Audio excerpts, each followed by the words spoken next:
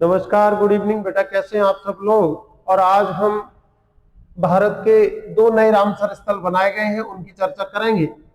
और क्या रामसर स्थल होते हैं और कितनी वर्तमान में संख्या है और क्या इनका महत्व है, इसकी भी चर्चा हम करेंगे। देख सकते हैं कि भारत में दो नए रामसर स्थल बनाए गए हैं, तो इसका मतलब यह है कि वर्तमान में जो संख्या थी 96 थी और अब जो है संख्या हो गई है 98 हो गई है, 98 संख्या हो गई है। बहुत ही जल्दी हम 100 के पार पहुंच जाएंगे और वर्तमान में 98 संख्या रामसर स्थल या आर्द्र भूमियों की हो गई है। रामसर स्थल या आर्द्र भूमि क्या होते हैं, तो इनको आप समझिए। रामसर स्थल या आर्द्र भूमि ऐसे क्षेत्र होते हैं जहां जल और भूमि मिलती है। जैसे झील को हम आर्द्र भूमि कहते हैं, तालाब को हम आर्द्र भूमि कह सकते हैं, नहर और नदी को हम आर्द्र भूमि कह सकते हैं। इसके अलावा जो दलदली क्षेत्र होता है वो भी आर्द्र भूमियों के अंतर्गत आता है। तो आप सब इस बात को याद रखें, जहां पर आर्द्र भूमियां जो होती हैं वहां पर बहुत सारे पेड़ होते हैं, पक्षी होते हैं, बहुत सारे जलीय जीव होते हैं, बहुत सारे जो है पर्यावरण से संबंधित जीव जंतु होते हैं। तो इनके संरक्षण के लिए हम आर्द्र भूमियों को घोषित करते हैं।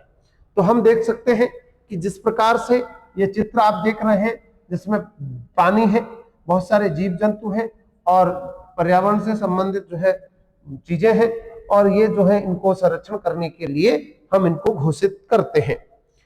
देख सकते हैं वर्तमान में दो नए रामसर स्थल कौन कौन से घोषित किए गए हैं। तो पहला घोषित किया गया है पटना पक्षी अभ्यारण्य, एटा उत्तर प्रदेश में है ये। तो ये 97 वाला जो है घोषित किया गया है। और छारी ढाण आर्द्र भूमि जो क्षेत्र है वो कच्छ गुजरात में है, ये 98। तो इस प्रकार से दोनों मिलाकर जो है अब वर्तमान में इनकी संख्या हो गई है 98। दोनों को आपको याद रखना है, दोनों की डिटेल में थोड़ी चर्चा कर लेते हैं।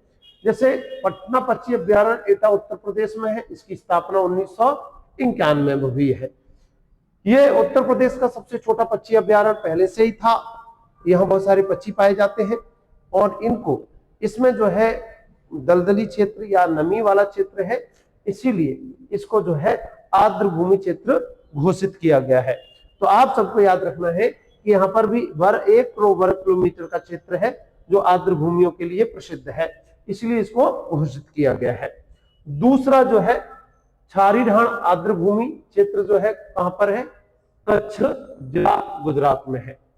ये प्रवासी पक्षियों के लिए बहुत प्रसिद्ध है, प्रवासी पक्षी बहुत आते हैं यहाँ पर, बहुत सारे प्रवासी पक्षी जो है यहाँ आपको देखे जा सकते हैं। इसके अलावा ये जो पक्षी है ये थोड़ा मिस्टेक हुई है, तो ये पक्षी विज्ञानियों के लिए और पक्षी प्रेमियों के लिए ये प्रमुख स्थल है, या कह सकते हैं हॉट स्पॉट के रूप में जाने जाते हैं। तो ये दलदली क्षेत्र है, दलदली क्षेत्र है, कच्छ के गुजरात में है, यहाँ नमक वाला क्षेत्र है, इसीलिए आपको इसको भी याद रखना है कि छारी ढाण आर्द्र भूमि को जो है घोषित किया गया है नया रामसर स्थल। अच्छा, देख सकते हैं कि रामसर स्थल क्यों महत्वपूर्ण है और क्या रामसर स्थल क्यों इसका नाम पड़ा। तो ऐसा कहा जाता है कि रामसर कन्वेंशन सम्मेलन हुआ था, आर्द्र भूमियों नुकसान को जो है आर्द्र भूमि नुकसान को लेकर विश्व में चिंता व्यक्त की गई, और 2 फरवरी 1971 को रामसर जो ईरान का एक शहर है वहां पर एक सम्मेलन हुआ और विश्व के बहुत सारे लोग इकट्ठे हुए। वहां पर इसको चिंता व्यक्त की गई कि अब आर्द्र भूमियों के लिए भी हम जो है स्पेशल एक क्षेत्र को घोषित करें और वहां पर जीव जंतु और जलीय जीवों के लिए हम जो है और पर्यावरण को बचाने के लिए और जैव विविधता को जो संरक्षण करने के लिए हम ऐसे क्षेत्रों को आर्द्र भूमि या रामसर स्थल घोषित कर सकते हैं। ये जो है 2 फरवरी 1971 को हुआ है, इसको याद रखना है। तो वर्तमान में जो भारत में संख्या हो गई है रामसर स्थल या आर्द्र भूमियों की, उनकी संख्या हो गई है 98।